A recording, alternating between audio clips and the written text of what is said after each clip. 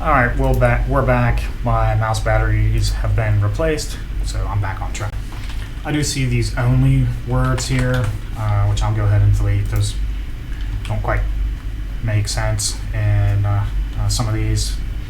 So yeah, everything's looking good. Let's come back over here and let's run Maven with our tests. I saw it complain about the dependencies that we're using. So we added, let's see, yeah, we added this Mockito, JUnit, Jupyter, and it says that we should just use Mockito Core version 4.10. So let's go ahead and do that. So we'll come back up here into our REST.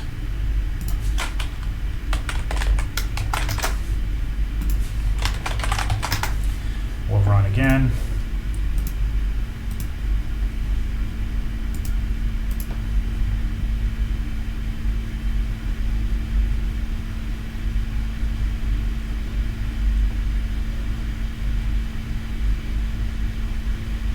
And we're building successfully end-to-end for the first time in a while, since we've been messing with these tests for a while.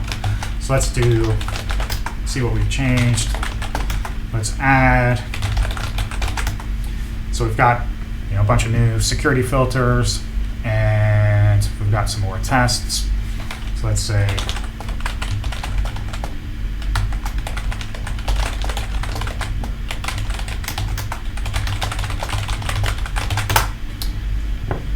all right, so we're all pushed, and we're basically starting fresh. So I don't like that we're just getting these empty strings back. So what we should really do is add some code to handle those not authorized exceptions and other kinds of exceptions, and provide an actual response body in our error responses. So right now, our security filter just throws a not authorized exception.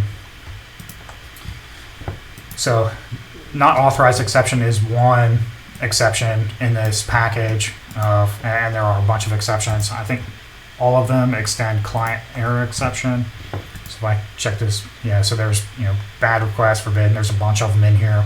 Each of these have their own HTTP status codes that get returned. So and client error exception extends web application exceptions. So really what we need to do is handle pretty much this whole family of exceptions that can get thrown. So up here in our REST, let's go ahead and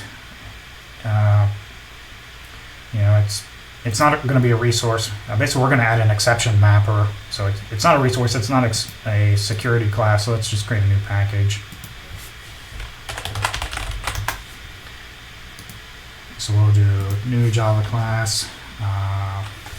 So we could handle client error exception, or we could handle web application exception. Web application exceptions do have the status in them. So I guess we'll do web application exception.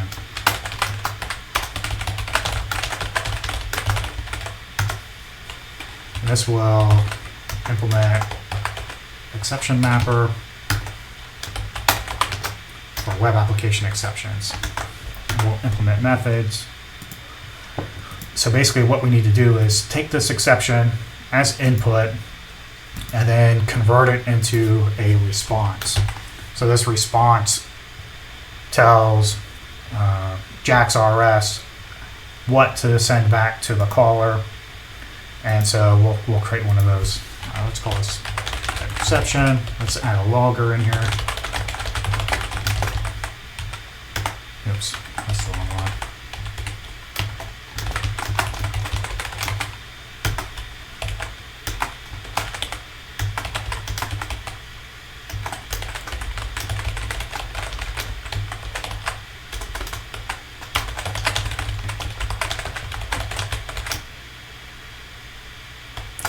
All right, so yeah, we can just make this generic.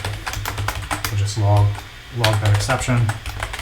Now for the response, we can say a response dot,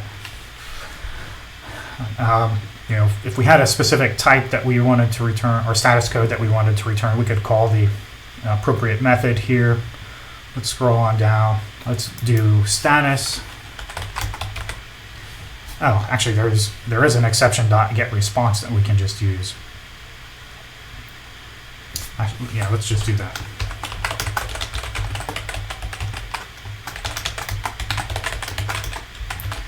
Now, is there a status in here? I didn't see a status, so probably the status is just part of the response by default. Okay, so let's do that. Let's come back to our resource test here and run these. Oh, so something I didn't do is I didn't mark this with any kind of provider. So it's not actually being used currently. That's why none of our tests failed. We didn't actually change anything. So now that I've marked it as provider, let's run this again. We can close these exceptions. Okay, we're still not getting any kind of different output, but we are seeing our logging now. So we're getting this, let's see, yeah, exception processing request. I'm not sure which one this came from, probably this first one. Exception processing request, it came from our web application exception mapper. So we're logging the exception, but we're not changing the response that was coming back from that. Okay, so let's come back in here. Let's do response.from response. We can say dot body or entity. So we could set headers on there. We can add cookies. We can set cache control things. We can redirect to other locations. We're going to end up getting the status from the exception response, so no need to set that. We can set the content type, so let's do that. We want our content type to be application JSON, because we're going to end up sending a JSON response body back. And let's set an entity, and let's actually create an object that we can return here. Let's call it error response. So we'll have a status and a message.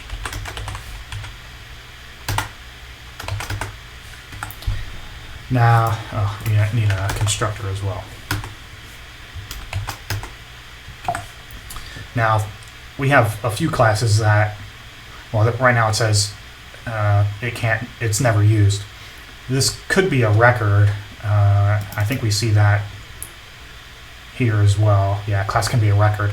So record is I think it came in Java version 16, where you can simplify some of this code, right? We've got these getters in here. We've got final fields. So we could turn this into a record. I'm not going to do that right now, only because some of you might be using older versions of Java that don't have records. So it's not that important here or there. But we'll go ahead and create this effectively a record.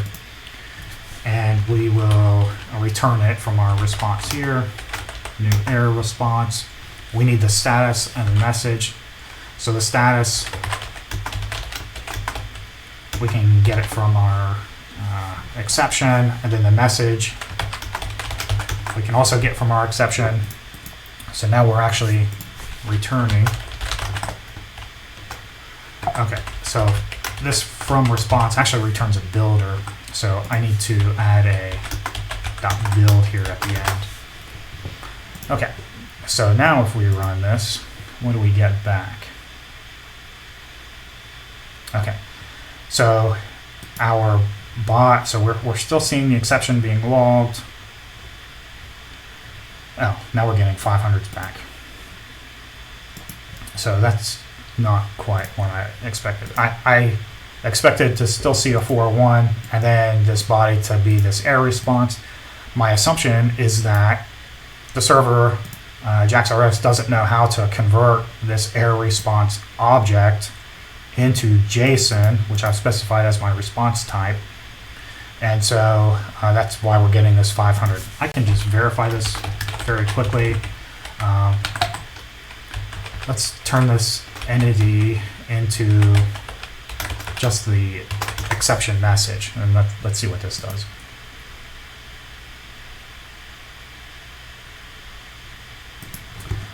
Okay, so now we're getting a body back that has just the exception message. It's not JSON, which makes sense because we disabled the JSON type. So that does lean toward my assumption about the problem being correct. Let's put these back in. Let's do, let's come back over here. Let's change this one to a 500 and rerun it to see what our response body looks like. We should get a default Jetty error. Oh, we actually still didn't get, okay. We do see a new, so here's what our 500 error message is caused by. Message body writer not found for media type application JSON. The type was our error response class. And so basically this is saying our server, Jetty, doesn't, which is running JAX-RS, doesn't know how to convert this message body, which is an error response object, into JSON to return to the server. Oops, not sure what I clicked on there. Oh, I guess I clicked create breakpoint. So this makes sense. It doesn't know how to convert our object into JSON to return it. So that's usually caused by not having the JSON conversion classes on our class path. So if I come over here and actually let me copy paste this message. Not found. And if I paste that in Google, we'll probably get the, yeah, maybe this one. So yeah, this is basically saying we need this Maven dependency. We need to get Jersey support for the JSON media type, and it will use the Jackson libraries, Jackson being some Java libraries that do JSON conversion and parsing. So let's look for this in our Maven repository and see what the latest version is, which is 3.03. In fact, potentially we get this from the Jersey BOM. So let's go look in our top level POM. Let's find Jersey. Okay, here's our Jersey BOM. Okay, so I see it right here. Jersey Media JSON Jackson. So all we really need to do, since this is already defined in our top level Jersey BOM, we can just come up here into our tutorial REST POM and add it somewhere in here. So we've got Jersey server here, probably right here. It's a good place for it. We don't need the version. So actually Jersey media comes after Jersey inject. Let me move this down to here. All right. So now let's update our Maven project to make sure this dependency is on our class path.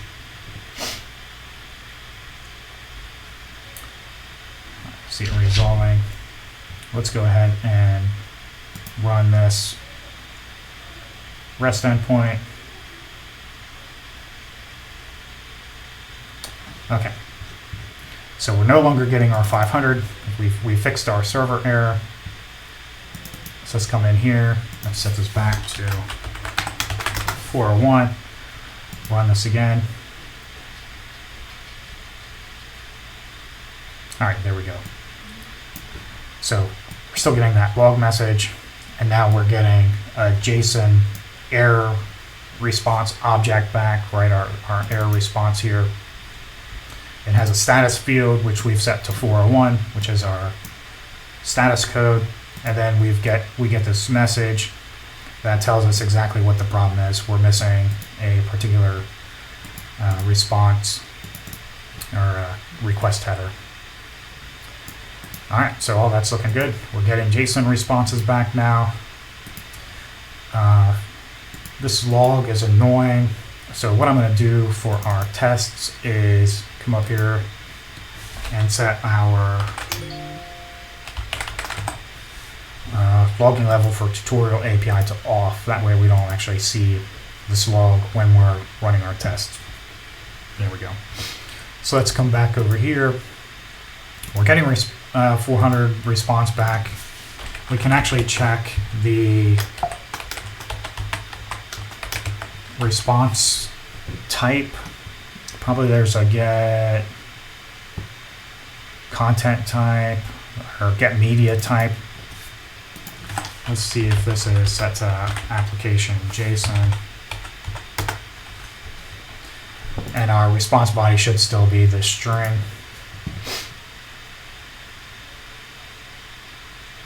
Okay, so this was successful. Let's do this. Response.read entity error response.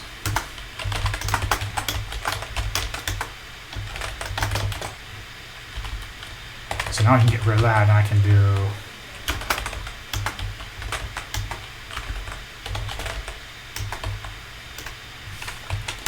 get status. Then our message is going to be this, which is what we expect. All right, now the question is, can our response client do this conversion back into an error response? Let's see.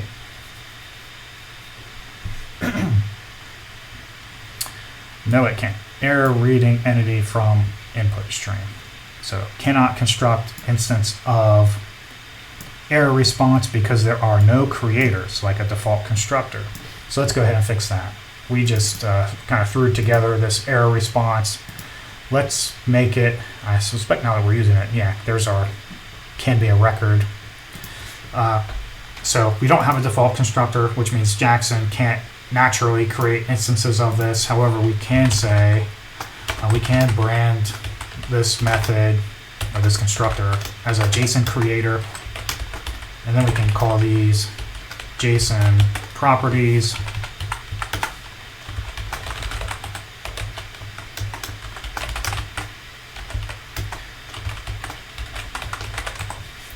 Now, because our field here or our parameter name here matches, we don't actually need these strings here. But I like being consistent because at some point we might have something that's that's not the same, and we'll need to specify it kind of manually. So I pretty much always just specify this string to make it obvious that we're expecting our JSON field to match our property, our parameter field, and our field name. Hopefully that makes sense. So let me go ahead and run this again. And there we go. So now our test is running successfully. It's looking good. We've only updated this one, so all these others should fail still. But we can go ahead and patch those up real quick.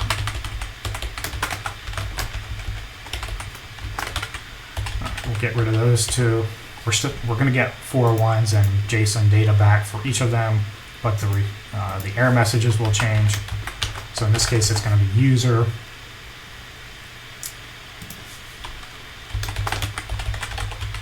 So in this case, it's going to be missing or invalid, right? Because this, our subscription, we're doing a little bit more validation. Not only does it need to be specified, but it needs to actually be a valid subscription. I'll go ahead and put that on the next line. In this case, we're passing in an invalid subscription, so it'll actually look the same as this. And this last one should continue to be valid. And so here we're checking the content type. Let's check it here as well.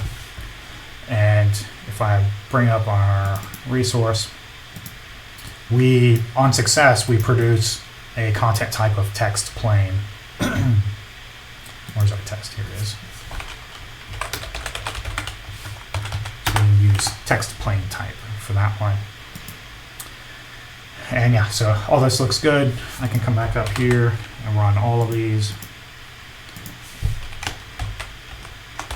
And I can run Maven over here at the same time. All right, so all greens across the board. Should get all greens here. We didn't, actually we did change our dependencies. We might see dependency, yeah, okay. So now we're getting dependency conversions problems.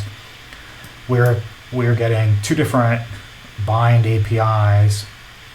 For XML, we've got a 3.0.0 and a 3.0.1. So our JAXB runtime that we're bringing in is using a newer version. So what we need to do is exclude this older version from Jersey Media JSON Jackson. So let's come in here, our POM, Jersey Media JSON Jackson, exclusions.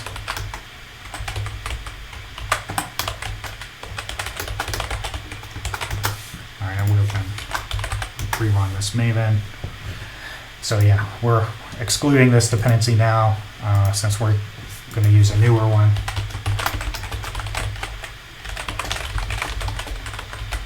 From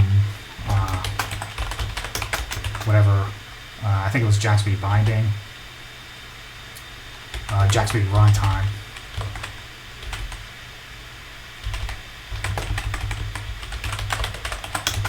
All right, there we go.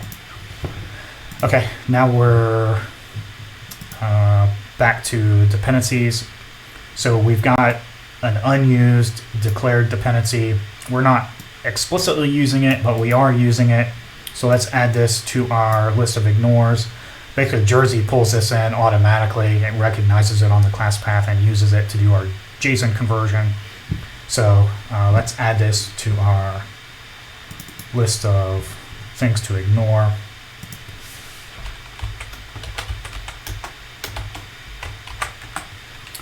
And we'll put media right here so that they're alphabetical. Now in this case, it's saying we're using Jackson annotations because we are up here in our, let me close some of these out. Yeah, in our error response, we're now using these Jackson annotations. And so, we need to define Jackson annotations as a dependency that we are actually using. It says we're using version 2.12.2. Let's actually see Jackson. Let's see what versions are available. Okay, so there is a newer version, 2.13.0. If I include this one, then I'll end up with dependency convergence errors. So I could stick with 2.12.2, which is a little bit old, a little bit outdated. It's from March. This one's from September, so it's a little bit newer. It's not ridiculously, this one's not really old where it probably matters that much. I suspect there are security fixes that happened in here. So let's go ahead and bring in this latest one. Now Jackson, there are a bunch of Jackson dependencies within this version. Let's actually look for a bomb. Okay, so not by guessing. Okay, there is I think I wasn't in the right module there, so let's pull in this bomb, copy. So we'll come back over here, come to our top level POM, up here where we're specifying dependencies. So this is com.faster XML, which looks like it'll go right here.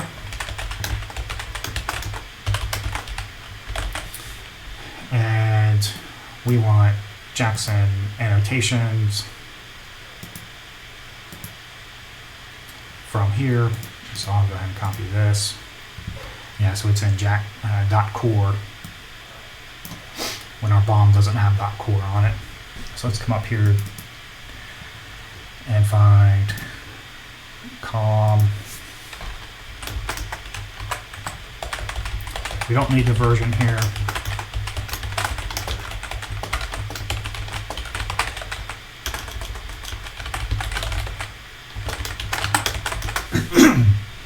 And let's go ahead and run this and see what convergence issues we get. We're expecting Jersey Media JSON to use an older version, so we'll likely want to add an exclusion here since we're using our newer version. Okay. So is Jackson annotations not part of the Jackson BOM? Let's go look. Oh, it didn't actually download it yet, I don't think. Let me do a Maven reload.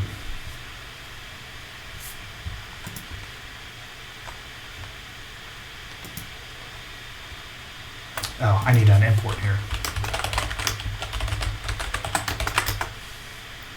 That may have been the problem the whole time.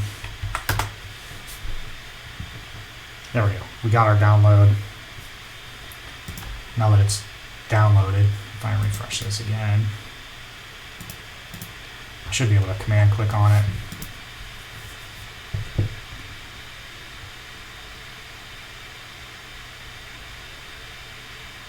Okay, interestingly, we didn't get any dependency convergence problems, which means Jersey must be configured to automatically use whatever version's available. So no need to actually add an exclusion here, so that worked out well. I still can't command click on that, not sure why. But anyway, it's up and running, everything looks good. Let's go ahead and get status. So we're adding, we updated our resource test, we added a few new dependencies, our Jackson stuff and our Jersey Media JSON stuff. We added our new error response. We updated our test log back configuration to not log as much. So yeah, all these changes look good and make sense.